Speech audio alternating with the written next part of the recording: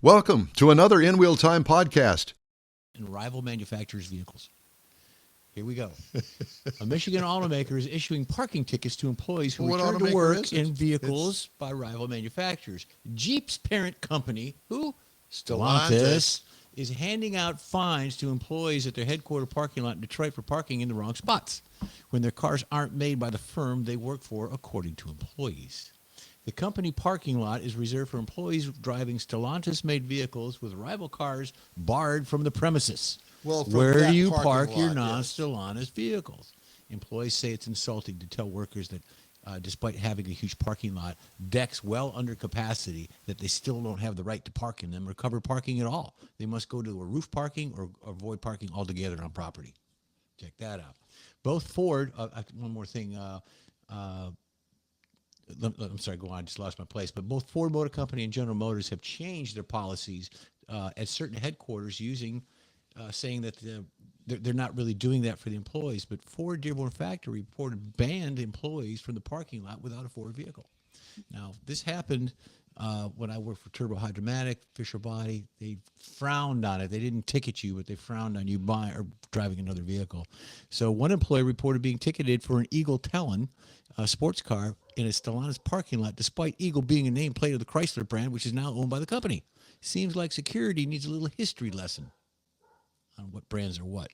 So the debate isn't over. They're still doing it. You park your car by not, having the right one in the vehicle, you'll get a ticket. Richardson Chevrolet used to do that, and they made all the employees, if you didn't buy a Chevrolet from Richardson Chevrolet, then you had to park at the very back of the lot. Yeah, they still gave you some opportunities, but you had to walk like a quarter mile in the rain, sleet, snow, all that stuff. So shame on you. Yeah.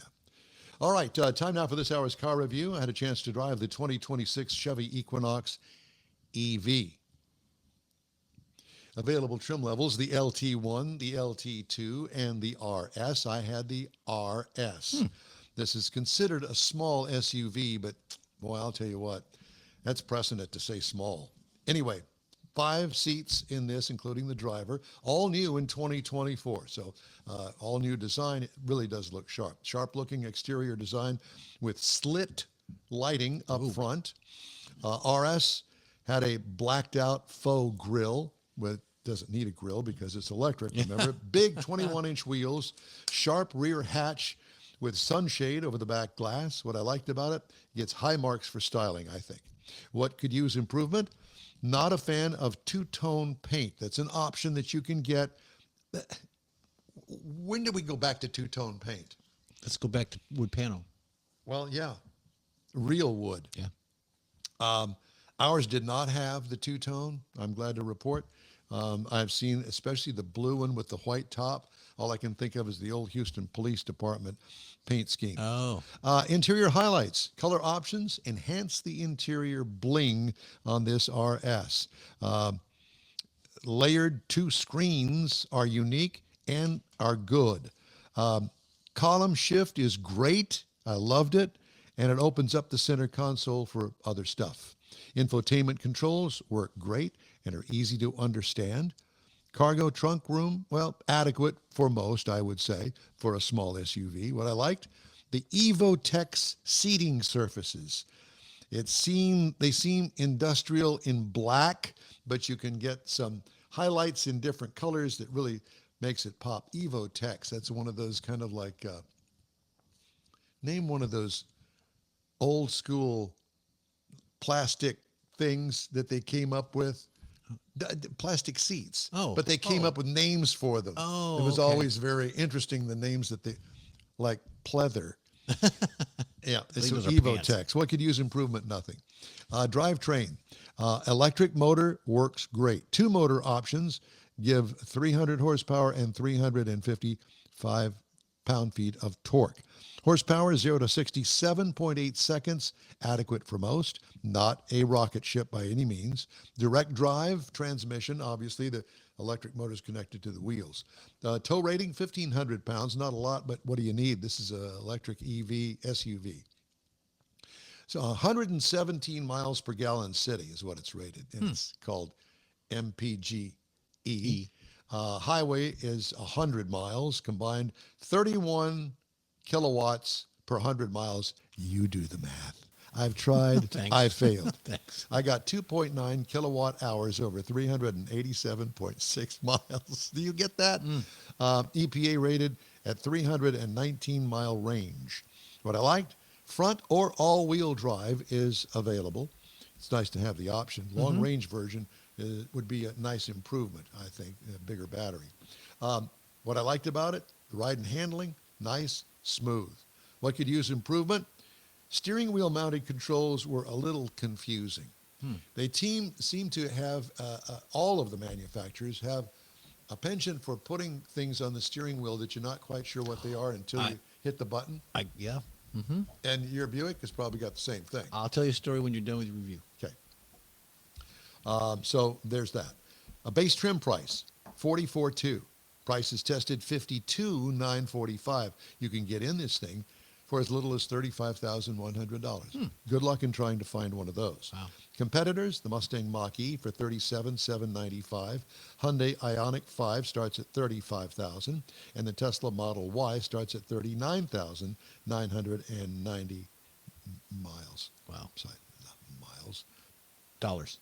Thank you. I'm looking at other things I know. on this sheet of I paper was doing that here. earlier. Next week, I'll review the Kia Carnival. Don't laugh. Don't make fun. It's a nice vehicle. Isn't it Carnival? Okay, you can pronounce it that way. I would like to. Yeah. And put on your beret and whatever else. I feel like I'm bilingual when I talk like that. Yeah. Yeah. Do The that. story is I found a button on my steering wheel. I didn't even know. I've never knew I had it. And just the other day, I was telling Kathy last night, look at this. And it changes the channel up and down rather than going through another. Look at this. It's on the steering wheel. How about that? There is that. Along with hey, the if you'd like to 40. get in touch with us, send us an email. The address here is info@InWheelTime.com. We're back after this quick break. You own a car you love. Well, why not let Gulf Coast Auto Shield protect it? Houstonian John Gray invites you to his state-of-the-art facility to introduce you to his specialist team of auto enthusiasts. We promise you'll be impressed.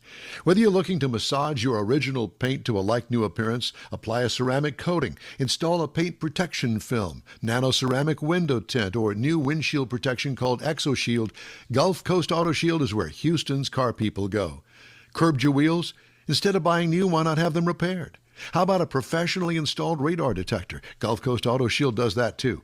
Get a peek inside the shop and look at the services offered by getting online and heading to gcautoshield.com. Better yet, stop by their facility at 11275 South Sam Houston Tollway, just south of the Southwest Freeway, and get a personal tour. Gulf Coast Auto Shield is your place to go for all things exterior.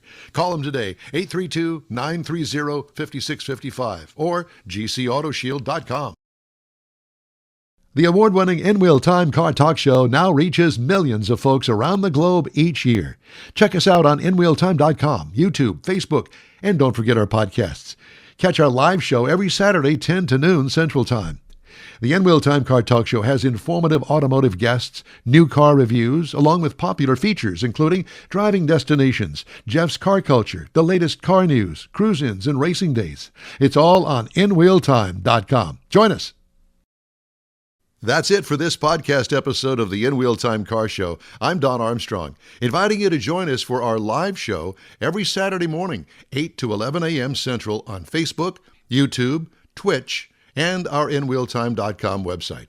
Podcasts are available on Apple Podcasts, Spotify, Stitcher, iHeart Podcast, Podcast Addict, TuneIn, Pandora, and Amazon Music. Keep listening, and we'll see you soon.